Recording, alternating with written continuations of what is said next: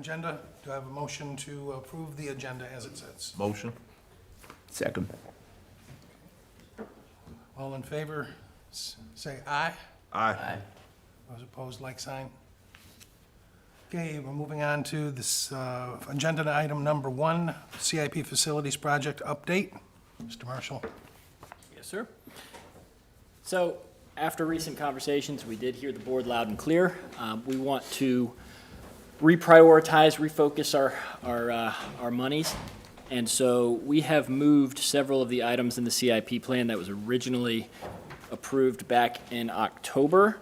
And we have moved, if you look at the sheet provided, everything that is in green has been either moved or added to this spreadsheet. Just to quickly run through, heritage track and turf projects have been moved forward. Several roofing projects have been moved forward. We've decided to move the gym projects further back so that we could focus more on the safety and the roof replacements. Additionally, we have added $150,000 per year for the next 3 years to start setting us up for the vehicle replacement fund. We can discuss that further. It's been brought up that we're not necessarily sure that that is capital improvement monies. That was just recently brought to my attention, but we can talk through that. CTE, I actually added that last night for the 27 and 28 school year because it was not originally in the plan, but it was approved back in October, so I wanted to make sure that that was reflected in the plan as well.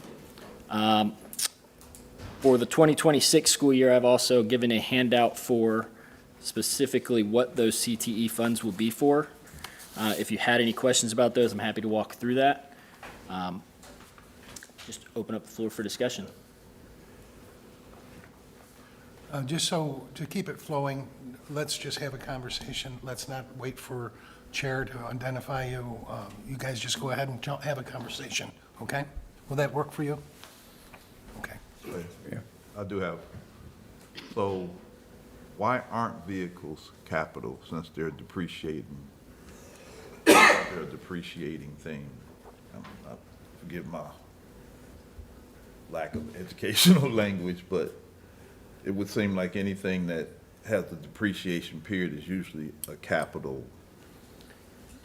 Yes, and that's what he's saying, that prior to when the whole enterprise conversation came up and it hadn't been necessarily looked at as being part of the capital plan. So that was one of the things that Mr. Marshall was saying, that now recognizing that, and that's why it's placed in there for all Okay. of the multiple fiscal years. Okay. Yes. Piggyback on so $150,000 here. Last time in the board meeting, you said you can do some reassignment within the lines to get another 250. So I'm assuming that 250 is still available for vehicle replacement? Or will be available? So, a part of that was, we were off-boarding older vehicles that had maintenance costs attached to them.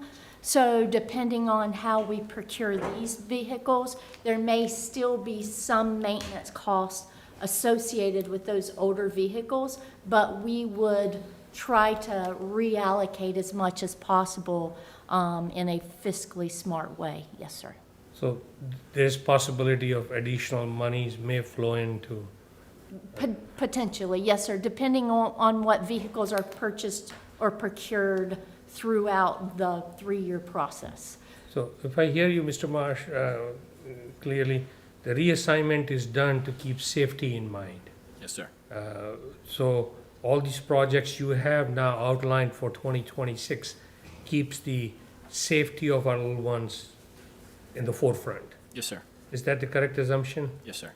And some of the roof replacements have been left for 2027 because the funding required was much bigger than what we had. I don't know, I mean, Mr. Connor knows better than anybody. We got 10 million in first year. I don't know why. And I tried to get to 30 in the first year. And then we tried to get to 20 in the first year, but it ended up being the original 10, 30, 20. Hopefully, city council will back the 30 up for the upcoming school year. Then we can take some of those other projects. The reason I said that, because Sandusky is in year 2, and somebody may say, why? because I think the cost was about $5.6 million. There's not much you can do with $10 million allocated. So what you're saying is we fought for, or Right, we've fought been for requesting for 30 million, and we trickled down to 20, but we were handed over only 10 million. Yeah. Well, you had someone go up before city council and say that we could never spend 30 million in the first year. Who did? That was Copeland.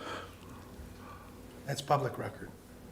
Now, they have the budget meeting coming up tonight. If we can get to them, maybe someone can talk to them and explain that we need more money in the first year. We're also going to have a joint meeting coming up. I don't think this is a dead issue at this point, but short of anyone going out and flapping it and saying that we don't need the money, and we can show that we do need the money, maybe that'd be a better thing for us to focus on, either publicly at a meeting or privately in conversation. My understanding was there was a motion on the floor during the joint meeting, right? To flip it to 30, 20, and 10. And then motion failed by majority vote. So it's not just one person. It was the, Yeah, but what he's saying is that when we were fighting for the funds, and this is, nothing you can do about history, our interim superintendent didn't understand how and what I was saying, take the money, escrow it, spend it, rather than, because he's saying we wouldn't be able to spend all the $30 million in the first fiscal year. My argument was, let's get it, and it's better to have it to protect it than because they could, if anything budgetary changes for the city between now and the next budget period, which could happen.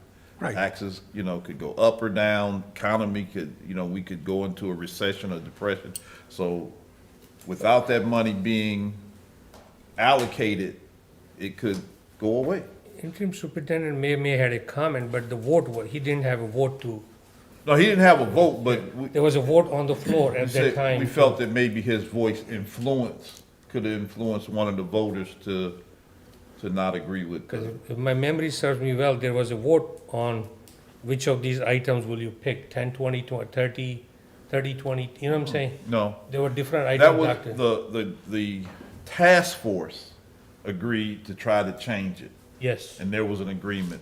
But the city council never agreed to the task force recommendation. We only made recommendations. When they made their vote, they went back to the city manager's original plan.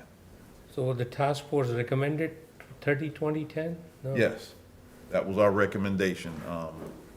It was 30, 20, 10. So the task force did recommend 30. Yes. Well, there's still time. We have 2 more meetings, the budget's not dead, this isn't dead yet. We might be able to change it in a little bit more favor, Well, if we can get city Well, council to recognize it. 2027. I'm saying for 2026. Oh, really? That's what I'm Okay. saying. If we can contact them, let's give it a try and be united in saying we really need it and show them this. Okay. If not 30, 20. If not 20, 15. It's going to be better than 10. I guess what we're also saying is we want to bring from this committee to the full board so that there can be a vote to adopt at least this CIP plan going forward, and then we can always come back if the city allots more money with a Agreed to that. different plan. That's good. So I wasn't on the last go-around, so I couldn't actually get into the conversation, but in regards to city council and the budget, have they already set the budget? And are we going to be able to intercept that? I think we can intercept it. They're having a budget meeting tonight. Okay. Well, from what I understand, the CIP money's a bond issue.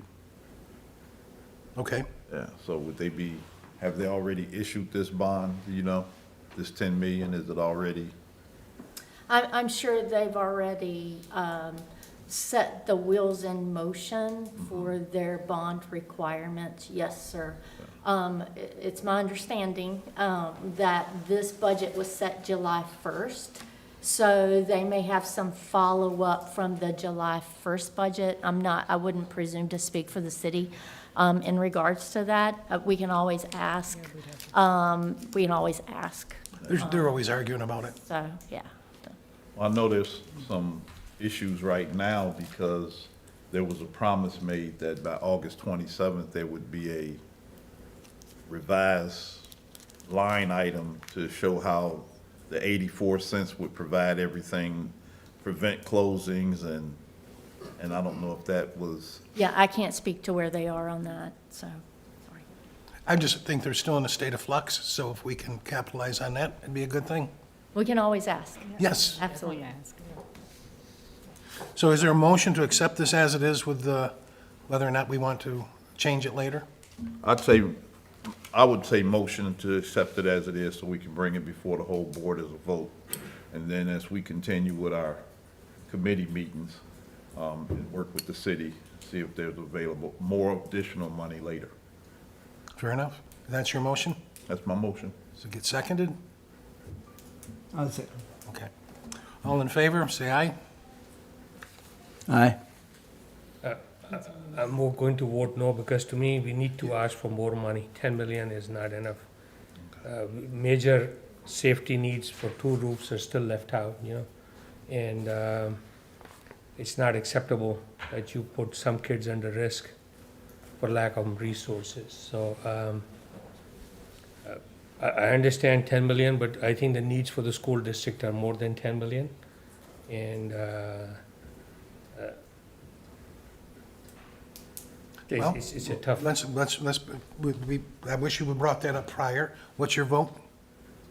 I'm voting that we at least get this 10 million spent properly. Okay. And you're saying no? No. I'll say no. Okay, so now, Well, Mr. Chairman, I thought that when we made this 10 million suggestion, this was just a start to get us back to city council. Is this gonna lock us in if we? well, this was all part of discussion. Right. So I get what you're saying, I agree. So I'm gonna, what we should do is reopen it. I'll make a second motion. I'll make a motion that we ask for the 30 million, so that we can get everything done that needs to be done.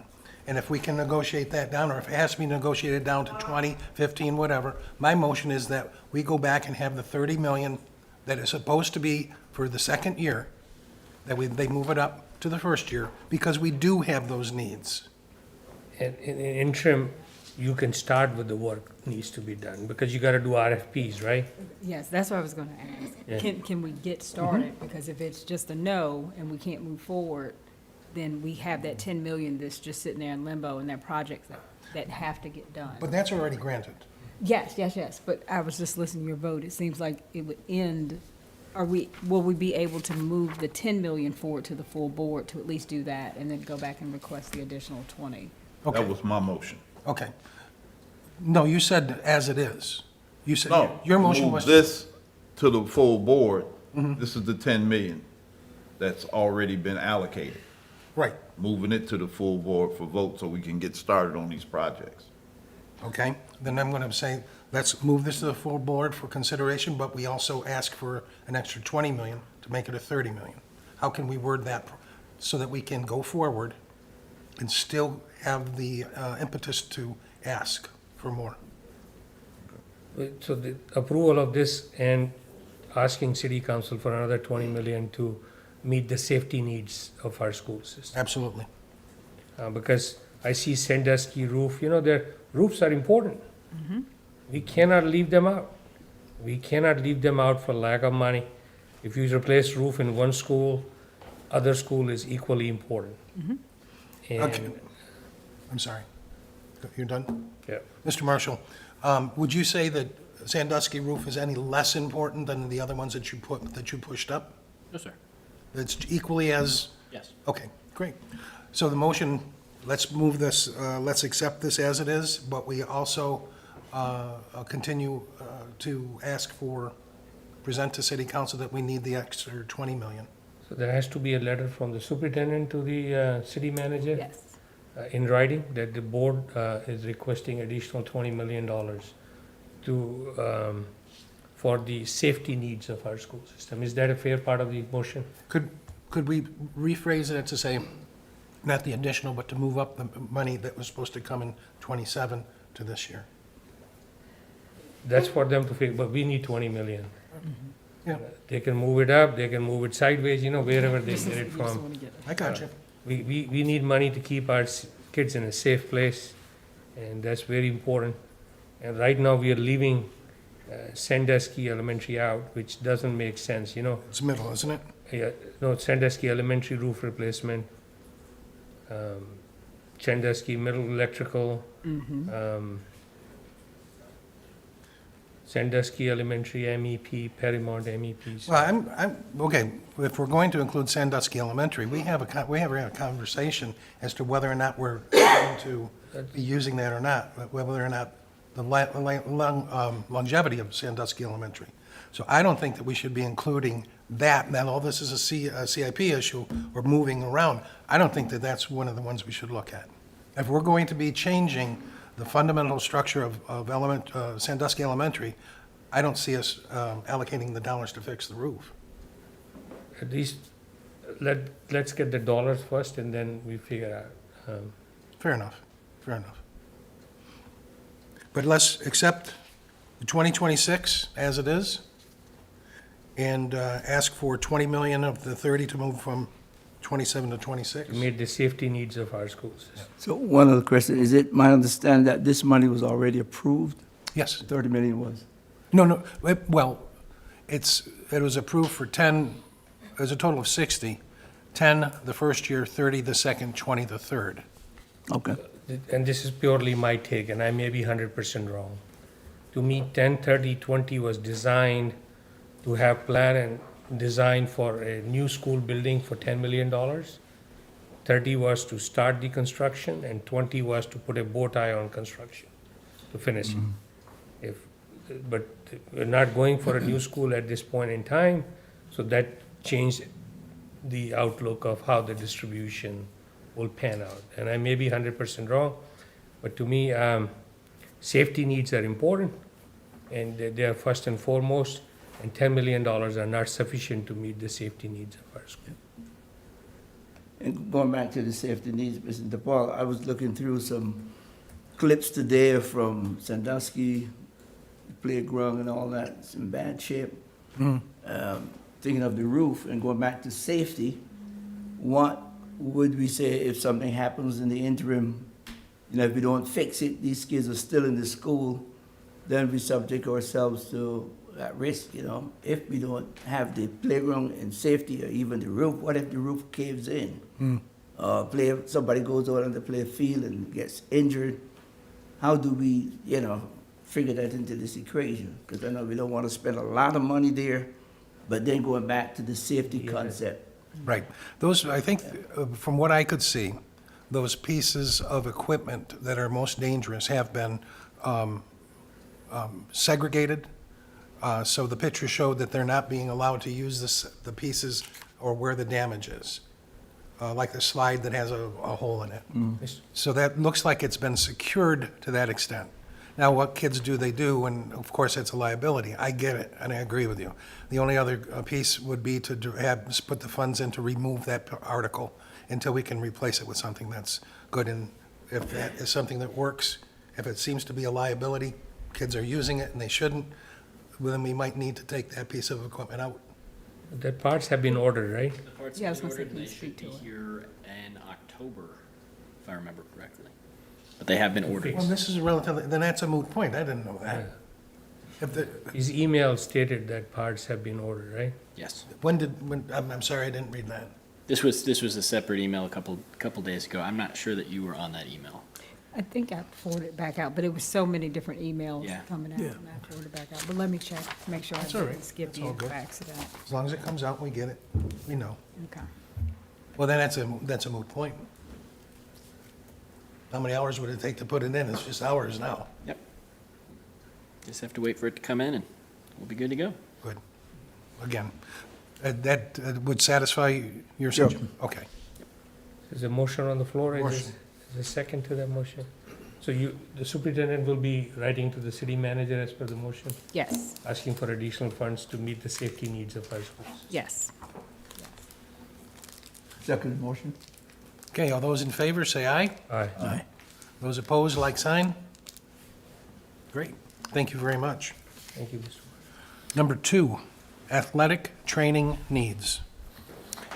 All right, so again, in the spirit of safety, Our middle schools do not have athletic trainers at practices or games unless they are procured, brought in, contracted in, or paid hourly.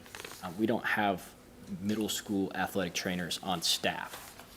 We would like to take 3 vacancies that we have and repurpose them rather than creating 3 more FTEs, and repurpose these vacancies to be middle school athletic training positions, and they would also benefit us instructionally as well.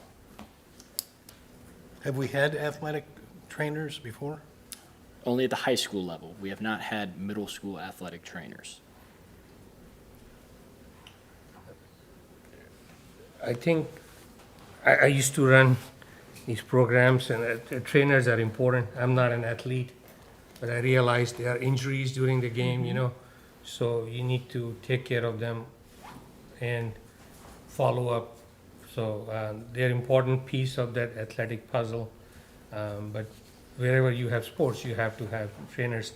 Would we contract out to local PT clinics? You know, they provide AT help, or local universities have ATs on their staff. You see what I'm saying? So Yeah, so mutual we've MOUs. actually spoken to both high school athletic trainers and got their perspectives, and that was one of the options that they had brought up. Financially, it actually made more sense to repurpose the 3 positions. And we had looked at Ortho Virginia, and financially, it just made more sense to repurpose the 3 positions. So what would they be doing, because you know, being an athletic trainer is not full-time. So you have games, Looking at teaching some more sections and so that we could offer more sections. so these would be So teaching the positions? overflow for health and physical education is an option, and that actually is a very real option right now because they're actually having some overflow that this would actually solve that problem for them. What position? I didn't. The overflow for health and physical education, movement Oh, for ed. physical ed, okay. Please explain that overflow. So class sizes. There are, thinking ratios, student to teacher. The student amount is greater than, not what is appropriate, but it makes certain challenges for that teacher and for that class due to the nature or the size of the So this amount would of reduce students. the, okay. I'm sorry, I couldn't hear the last part. So due to the amount of students, so imagine 1 to, in some classes, they may be 1 to 12. In some classes, they may be 1 to 25. There's going to be different challenges associated with each ratio. Okay, so you're saying the overflow is on the side of you want more teachers or more personnel to reduce class size? Yes. So I think it's a necessary thing to some degree. One of my daughters at one point was a athletic trainer, and it's a very necessary component in terms of, you know, the kids out there on the field. Sometimes these kids get into big, heavy loads of blocks and potentially could be serious, you know. And an athletic trainer has a tremendous responsibility to be able to make a judgment in terms of whether that kid can go back into the game and all of that. So I think it's a necessary component. My only concern would be if you, as you have indicated, if it is outsourced, if we're going to be spending more money than if we have it from in-house. I would certainly be with you on that in terms of us saving the money and providing viable employment for people who are already on the inside. Well, they're not on the inside because he's saying you're saying that we need to bring in more people. To repurpose some of the vacant positions that we currently have. Right. Not creating more positions. We have empty slots. We want to repurpose them so that they are viable positions. And you're saying we need more personnel to do that, correct? In this regard, yes. So we need to hire more people to do it, to satisfy this need. Not necessarily, in the repurposing, I get it. Yes. Well, but bottom line, it comes down to, we're needing to bring in more people. is what you're saying? Yes. And we don't have that in the budget at this point. Well, that's why he's saying the repurposing. So they're going around doing the audit between finance and new HR and auditing and working with instruction auditing positions, looking at FTEs, looking at class sizes, because there are some discrepancies and things across the city.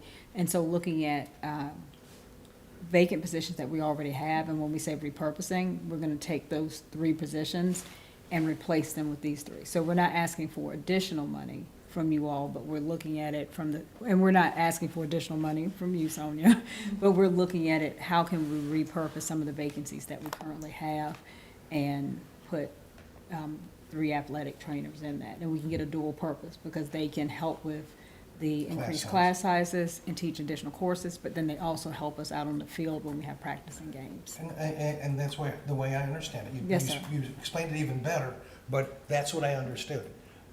Bottom line, again, is coming to the fact that we are hiring 3 new people, at least? Yes. Okay, we're hiring 3 new people. Do we have that in the budget? Yes, they're current vacant positions, so. So they're already So they're salary already lapse. funded? Yes, sir. These are, Yes. okay. Yes. When you say repurpose, so it's like money we're not using. That's what I wanted to make clear. Thank They're you. current vacant positions. Okay. Yes, sir. To repurpose, you don't need a board approval, right? Because you got the funding in the budget is there. This is a moot point. Yeah. If you have the money, and it's an aspect of repurposing the That's your- position, that's your, it's- Yeah. Well, I will say this. The way I've always understood it, if I'm changing a position, this isn't a position that we currently have, I'm changing a position, I'd prefer to have board approval so that no one's in the dark of, hey, I'm just changing a position because I want to change a position. It's not me. Okay. Basically, I could be changing 3 elementary positions to an athletic trainer. I don't want to advertise that without having board approval to know that this is what we're doing with the money. I make a motion to approve it. I think Yes. this is important. I'll second that. Thank you. Thank you for that. Need a vote? Little tedious, but thank you.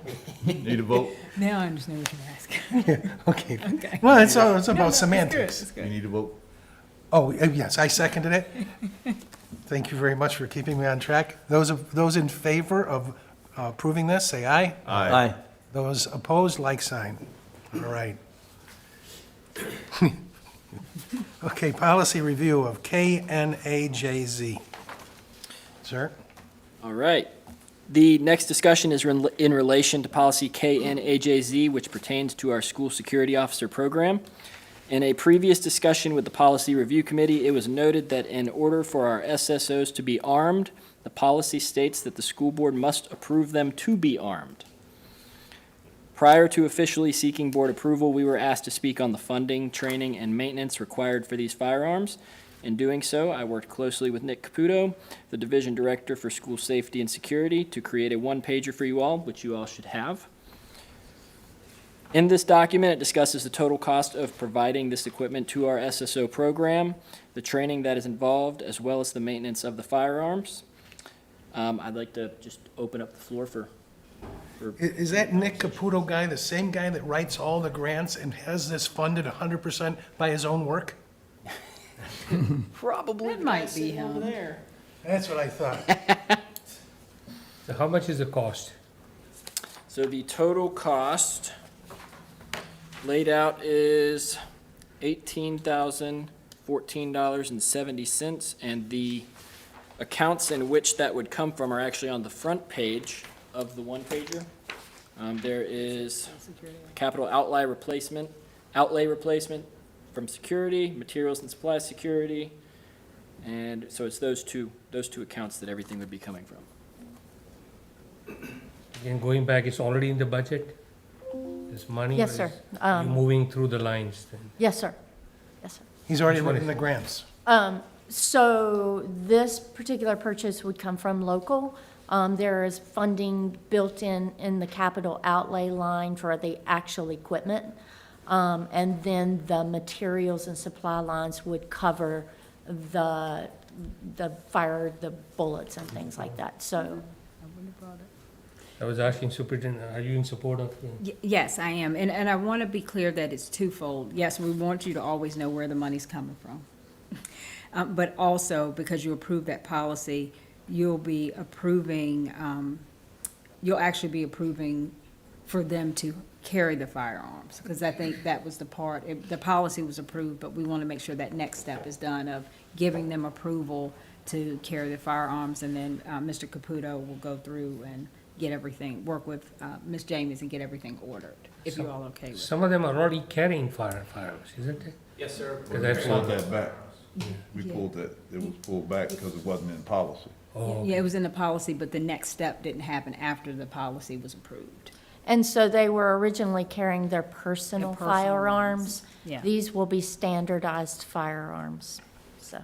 I mean, I'm impressed with the SSO program. I'm not saying this because you're here. I've seen them in action, you know, your RSP and Lincoln Middle, I can go on and on. They walk the hallways, so I think they are boots on the ground, real boots on the ground, not sitting in the office. So I make a motion to approve it. well, I'm impressed with the program, also impressed with the fact that it's 100% funded by the people that are creating it, so I second that motion. Okay, any other questions? Yeah, I just want to make sure I'm reading, because I hear what you're saying. So I'm looking at this, 915, safety and security, and I see 14.6 at the bottom. 14.6%, 14.60. Yes, sir. Is that an additional? No, sir, that's actually what has been spent so far this Okay. fiscal year, within a month and a half of the. So adding these, this $18,000 won't, That will come out of that bottom line, that original 194,000, the actual equipment will come out of that. And then the other items will come out of the maintenance and supplies for security. So we will make sure that it's allocated so correctly. none of this will throw us offline in the budget. No, sir, we will be fiscally prudent Okay. and monitoring those lines. Great, thank you. Okay, those in favor, say aye. Aye. Those opposed, like sign. Thank you very much, Mr. Caputo. Thank you. Okay, last on the list, extension of the school year. We didn't get to that at our last meeting. I didn't put a subject in it. I'm sorry. That's okay, but because this is something you were very interested in. Well, it's the final report for, so we can, when we're talking about it, we can, sent it to you too. I sent it to both of y'all. The final report from the joint, but I got a kickback saying that apparently I put somebody's mail delivery system, subsystem came back, so I want to make sure. I received it. Okay. So there's no subject, but that's the PDF of what we took back to the city after our joint task force. Okay. And you'll see we asked for the 30, 20, 10. It's a PDF. Are we talking about the extension of the school year? No, I was just making sure. I sent an email to you guys with the Capital. joint task force report. Okay, I got a subsystem kickback saying, address not found. Apparently I had an address in here, but I want to make sure that the rest of the email did go to you guys, so you can have the PDF of the results of the task force. Then we can go back to the extended school year. I just was making sure everybody got the email.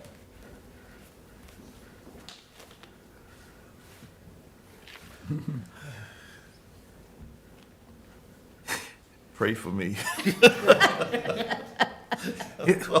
oh, it looks it, yeah. Oh, that's Reverend Hellfire and Brimstone over there. Okay, so extended school year. And I think that was my,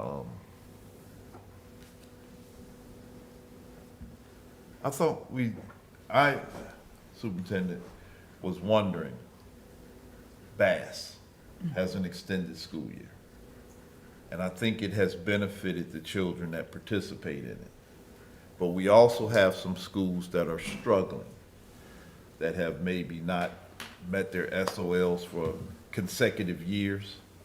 And I'm thinking, is it possible to maybe look at a school or two that has been struggling and maybe seeing what the cost and effect would be to add some more schools to the extended school year?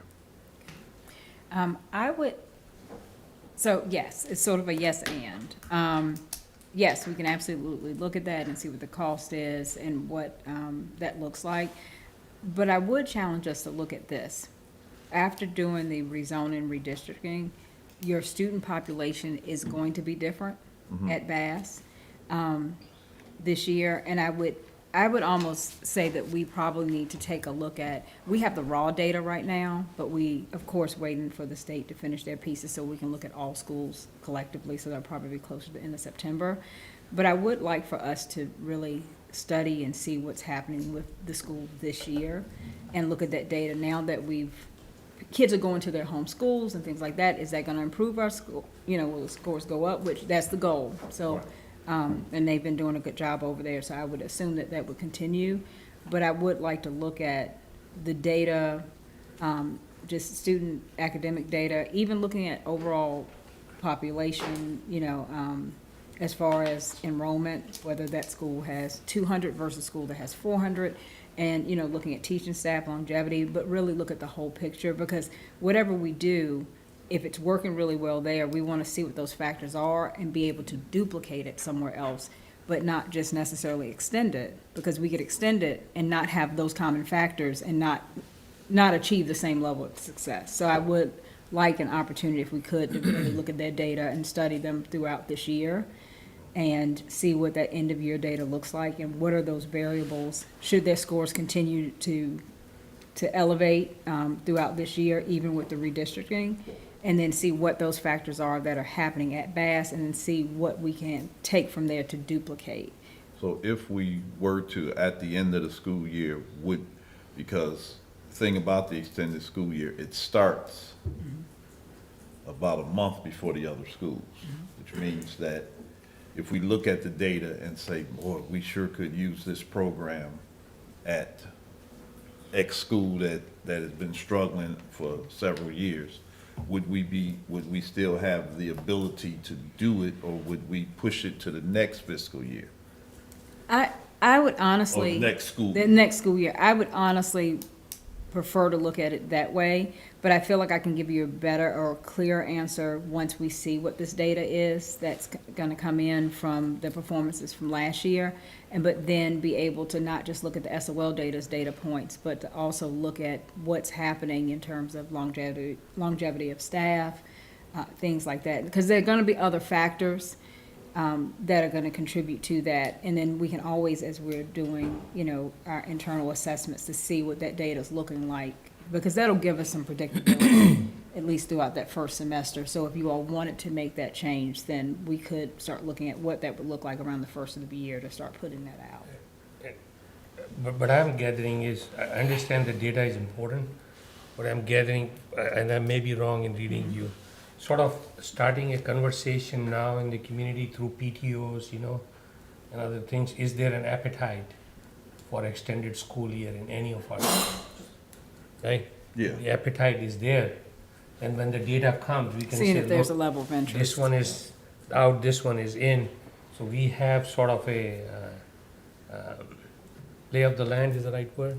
And when we get the final, or the September report, if there's a school or two that just flags themselves like, hey, help, we're sinking, then we can start looking at reaching out to the community, saying, hey, we're thinking about doing some things to help bring this school up. Well, we know that the longer kids stay out on vacation or a hiatus from learning, they lose more. So if we can shorten that gap, it's going to improve, just by statistics, it's going to improve the retention of learning. Is there a But, way to start that conversation in the PTO meetings, you know, to see where do they stand? Because you got teachers as well as the parents in those meetings, right? That's a starting point. And I think it was a push at some point when they first did BASC as a pilot program. There was a communication out to the community, and it wasn't totally received as positive. Many parents felt like, they'd gotten used to their summers being a certain way.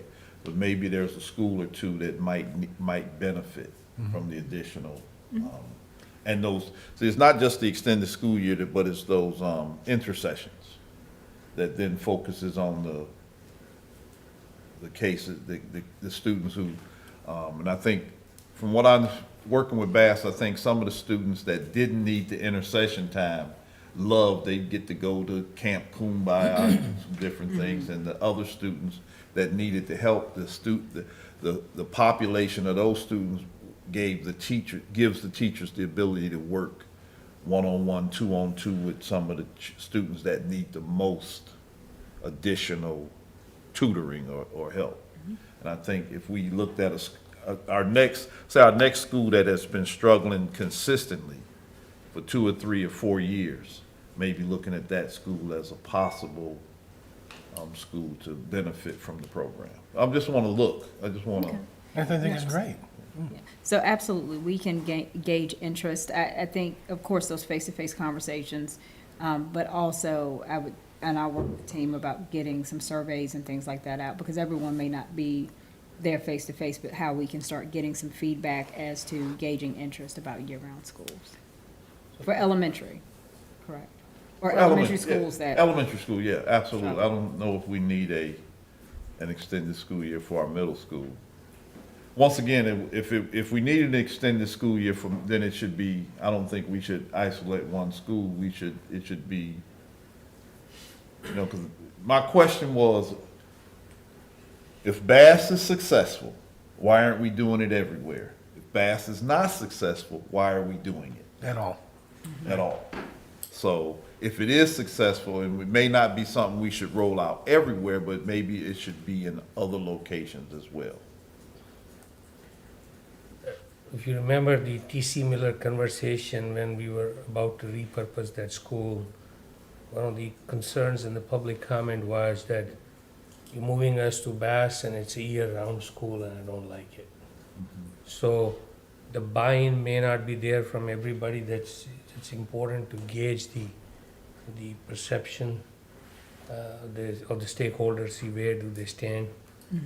And but going back to Bass, as I'm hearing from you, you're moving students to Bass Elementary.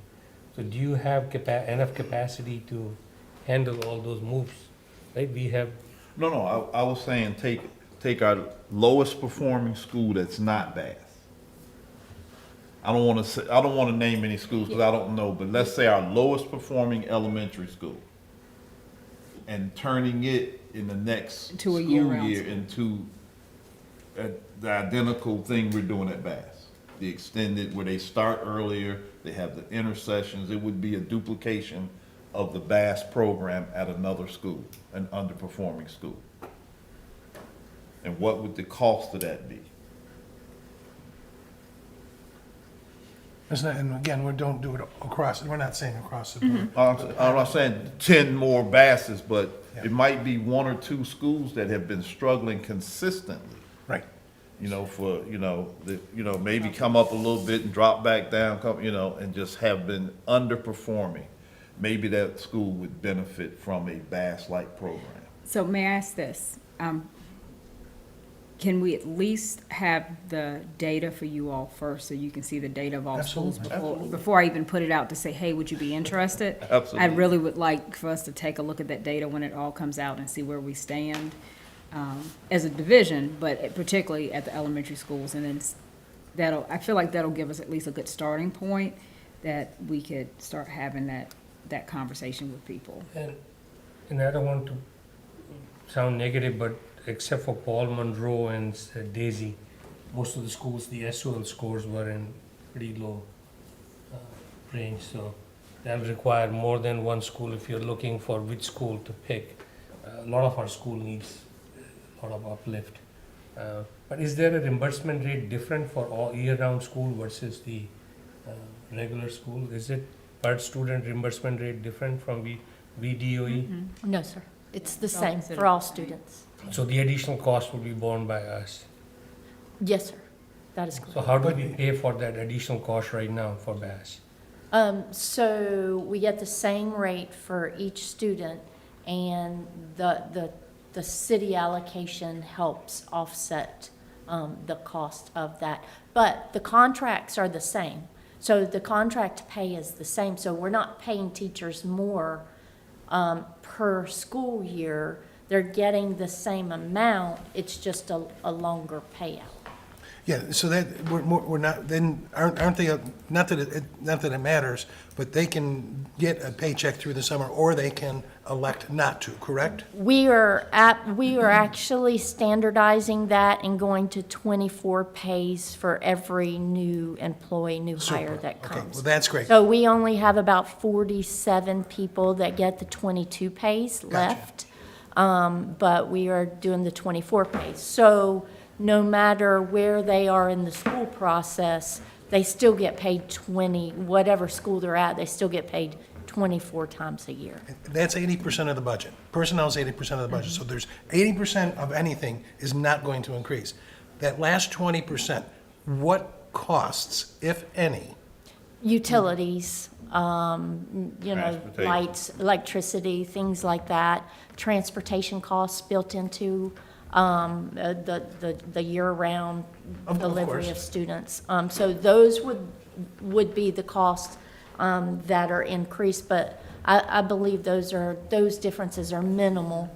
That's the only thing I'm concerned with, because those are the things we're going to look at from a financial department point of view. Yes. So those things, if it's a good thing, it might be well rationalized to implement. But let's take a look at the things first, like you mentioned, the data, and then look at the finance, and from that point, it might be negligible. So, help me understand, I'm a teacher working in a 9-month or 10-month school, and she's working in a 12-month school, and we get paid same amount of salary. So what So, is my opportunity cost for that 2 months? You know what I'm saying? yes, How do I sir. compensate for that opportunity cost for 2 additional months? So the But you get contract. time off during the year. Go ahead. Go ahead. The contract pays are 12 or 24 contract pays per year. That's not what he's asking. Oh, okay. Basically, I'm still working the same amount of time. So if I have 200-day contract and I'm at a 12-month school, I'm working the 200 days because it's just, I mean, not 12-month, a year-round school, because I may not have the 2.5 months off during the summer, but I'm gonna have those times off at different times throughout the year. So it's still going to be the same amount of time. I'm working the same amount of days if I'm in a year-round as if Sonia's in your traditional school. That's correct. So your contract is calculated by the number of days that your position is required to work. And so it is, the methodology behind that is to extend that out over 24 pays. So you got 196 days the school needs to be operational, right? Well, it should be 180 days, but that's something we'll bring back because I don't think our calendar hits 180 days for 180 kids. days. I think it's more like 177. But we should be 180 days for kids, and traditionally, teachers will have a contract for about 200 days, but often if you look, sometimes it may be working about 196. But it'll be the same whether I'm year-round or whether or not I'm Yes, in a sir. traditional school. So no matter what, you got 16 days of flexibility to play around in that contract, because the contract is for 196, and you're covering only 180. So what you're saying is that 16 extra days will cover the extended school year. No, it's gonna No. be the same. I'm gonna have the same contract as her. So if the kids are with us 180 days, if my contract is 196 days, then I'm gonna be doing PD and other things that day, you know, on those different days. That's part of my contract. But I'm still gonna get, I'm gonna work the same amount of days as her, regardless of which school I'm in, which setting, just at different times. So while she's off that whole summer, I'm gonna have my breaks at different times throughout the year. That's correct. So I see a lot of dynamics here at play. So were the teachers trying to satisfy the teachers? And then, of course, if you did a survey of the community, but what about the kids? Are these kids going to be excited to start school or go back during the course of the year? I mean, how do you pull these entities together? The interest in the community The kids, because, kids want to be out for the summer to enjoy, whether they go to camp or summer school or whatever. So, and how does that differentiate between the kids that say have to be in summer school? Is there a difference if you have Well, kids in elementary in summer school as well? I would assume that it would be different, but it would be at different timeframes of when they do their remediation or intervention and things like that throughout the year. So it wouldn't be that set, hey, school ends and we're going to summer school the month of June. But I would assume, and these are pieces I'm still learning, but about being here. But I would assume that they would have their remediation and things like that at different times. So just looking at this year's calendar, they've already they're in intercession now? They're in intercession now, 25th through the 29th, Bass. I'm pulling it up for you.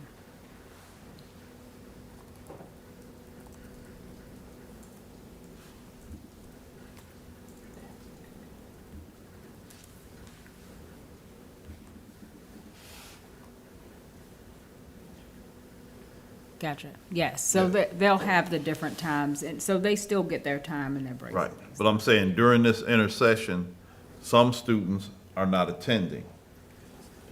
Just the students that need the higher level of, is anybody here? Yeah, and I'll be honest with you, I can't speak to that because I Okay. didn't realize this was the direction of this conversation Okay. this afternoon. So I can follow back up with you Okay, with so that, but I didn't know what happens during extended school year intercession? meant. They started on July 17th. The rest of the school started on August 19. 19th. Yeah. So it's about a month ahead of time. Yes. But they're already in a week intercession. And I think we need somebody here that knows how the Bass system works. Mm-hmm. But I'm thinking that their intercession this week where all of the children don't attend. Again, I would have to bring that back Okay. to you, because when I saw extended school year, I'll be honest, as a Okay. sped person, extended school year is typically like an additional service for kids with Oh, yeah, that- disabilities. yeah, that- And so yeah. I wasn't even thinking it was about year-round schools. I It was thought we were about talking year. about sped. About year, So yeah. I came in thinking something I think we different. use that terminology incorrectly, but we Oh, no, want to no, look no. at, Yeah. at maybe, instead of just William Marvin Bass having an academic calendar that's different from every other school, Mm-hmm. having another school, our next lowest performing school, To do something similar. possibly duplicating this to take advantage of this calendar for the benefit of the children. That's what I meant. So instead of No, extended I school wrote year- it wrong. Right. I should looking have said at year-round schooling. Right. Yeah. Looking at adding other schools to a year-round calendar, our lowest performing schools to a year-round calendar. If Bass, and well, we gotta wait till we see the numbers, but if Bass is the shining star again, Bass and Paul Monroe, then maybe we need to look at what's that next lowest performing school. Maybe they would benefit from this calendar And and So- this program. Would we make this a mandatory process or? If we Yeah. were to look at a school, and I'm not saying a school that had one, I'm saying a school that has been consistently underperforming. If we look at that school that's been consistently underperforming, maybe they would benefit from a Bass program. So may I propose this? Once I have the data, bringing that back, but then also bringing someone from VAST that can explain, because I wouldn't have the history of how you all have been doing it yet.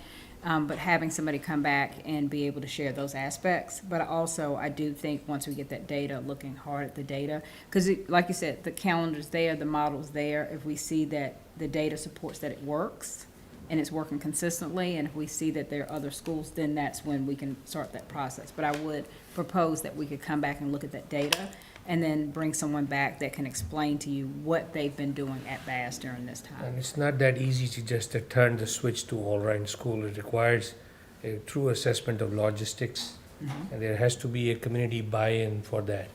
It's not, just the school board decides that we're turning a school into a year-round school. But I think it's something that we don't wait until the end of the school year to start talking about it. Well, the conversation has started, so it's just, it's not just school board decided we're moving to a year-round school without having the stakeholders involved in that conversation. And that's where bringing the data in we'll start those conversations, because which school to pick, and they're zoned into that school, right? And you change that to year-round school, and half of them don't like that plan. So it's important to have a buy-in from the people who are pushing a change to. And that's, for any change, it's important to have a buy-in from people who are being affected by the change. So I think that will be a starting point. And we'll bring everything to the table, and then that way we can all take a look and work through it and see what that And maybe could possibly that look could like. be well. You know, but then again, I'll keep asking the question, why are we doing it at Bass? And we don't want you to keep asking that question. Keep asking the question, if it's that program, we need to.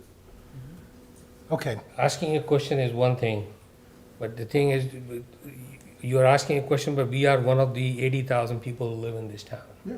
right? So there are other people we serve, and they have to be, as I said, the buy-in is important from those people. But I once think we again, got that. I'm not even I think we're proposing past that. we're- We got that. Yeah, I'm So- not proposing, hey, everybody's gonna No. go to Bass calendar. We're not I'm talking saying about that. That So- we need to look Okay. at, we've been doing Bass now for how many years? You've been on the school board 8 years. We've been doing Bass, I was in transportation, we've been doing Bass for at least 15 or 20 years. But when you say pick a lowest denominator school, there are plenty of them who clutter together in that data set. So it's important to look at the schools. Yeah, once again, I'm not proposing Sure. we choose a school So- or implement this. What I'm saying is when we look at the data, if the Bass program benefits these children and we have a school that's been underperforming consistently, wouldn't it be the right thing to do to go to those stakeholders format. and say, look, we want to help this school that's been underperforming come up. This is what we'd like to propose, and then we can start those conversations. But you're making a big assumption that making a year-round school will bring the performance up. This is what this whole thing, we're beating a dead horse here. I know. Come on, That's all we need I'm to not do making that is just, assumption. Yeah. I'm gonna make a motion that we move forward, approve or direct our superintendent to go and investigate. That's what we need to do first. We're getting ahead of ourselves. So we need to do that. We need to make sure every point you're making is valid, but you're saying it over again in different words. We got the cameras on. Okay, I get it. Let's just go ahead and give Dr. Majette the marching orders to go ahead and investigate, and come back with data, and then this discussion can proceed. Motion's on the floor. So the data would be what? What are we gonna get when we get the data? First, I think we have to look at the SOL and accreditation data that we should be receiving under the new accountability system, where we're gonna fall for each of the schools, including Bass Elementary. But I think also we have to look at what have been our admittance procedures. What have we done in terms of students that we were, how were students selected for Bass? Because especially when we recognize that some students were zoned at other locations that lived rather close to Bass, and once you all did the redistricting, rezoning, those students are now going to Bass this year. So I think we have to look at not just that end-of-year data, but we're gonna have to look at what did that student population look like? What did that look like, looking at staffing data? And I'm just talking about my internal There's a whole pieces, bunch of variables. looking at staffing data, because if, what's the skill set? How many certified teachers, fully licensed teachers that you've had there? What does that look like? Is it just the year-round that's the part that's effective? Or is it because, hey, we've had a consistent staffing there? So I just think there are a lot of layers in terms of data that we have to look at. And of course, the fiscal data, as you said, and looking at what is the cost differential between those two type of settings that we have. Would you say be able to include in the whole database whether the extension has been the main component in the success of the school? I can see if there's a correlation, but I can't tell you just right off the bat if I'm gonna be able to come in and see that it's a Yeah. level of causation, that one thing caused the other. Yeah, that would be good. But I'll at least seeing if there's any type of correlation between what's happening there and their data and looking at all the Beginning of pieces. school year, you got other things going on. Do you have the bandwidth to do this data analysis at this point in time? Well, what I have right now is just the raw data that's in, so we don't have the other pieces, with the new accountability system, the state is doing some of their pieces there, and growth is calculated differently. So I think once we get that at the end of September is what we're shooting for, and what they're saying, that can always change from the DOE, then we can start looking at there and start that conversation with you all. Super. Table it till, Well, we're giving her, the motion is to give her the marching orders, if you will, to go ahead and get the data, together. Is there a second? I second. Great. Those in favor say aye. Aye. Aye. I vote no. Those opposed, like sign. No. Okay. Well, 3-1. Just get the data together when you can. Okay. And I'll let you all know, and you'll know when it comes out, but we're probably a month out or so before we even see anything. Super. Thank you. Just keep us apprised. Yes, thank you. Okay. Any members' comments? Hearing none, next Finance and Facilities Committee meeting is Tuesday, September 23rd, unless, of course, we have an emergency comes up. Dr. Connor? I do have an emergency. Okay. Well, not the emergency, but important. My daughter's getting married. She can't postpone that. I'm officiating the wedding. You sure you can't make Getting it married another on day? Tuesday? Or it's out of town. Yeah, it's gonna be out of town, North Carolina. Sounds good. Well, good luck. I love to be here. Thank you. We're adjourned. All right, thank you. Thank you.